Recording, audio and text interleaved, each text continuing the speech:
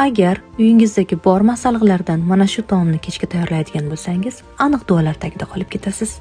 Idishga qiyma, qirg'ichdan chiqarilgan piyoz, chesnok, talqon va tabga ko'ra tuz va ziravorlarni qo'shib, yaxshilab aralashtirib olamiz. Duxovkada pishirishga mo'ljallangan idishga ularni xuddi kotlet ko'rinishida joylaymiz va oldindan to'rg'ab qo'yilgan kartoshkalarni xuddi videodagidek terib chiqamiz. Ha aytgancha, idishni yog'lab yuborish esingizdan chiqmasin. Kartoshka va kotletlarimizni bir tekisda terib chiqqanimizdan so'ng tomatli sok tayyorlab olamiz. Bir osh qoshiq tomat va tabga ko'ra tuz va murch solib yaxshilab aralashtirib, so'ngra kotletlarimiz ustiga qo'yib yuboramiz.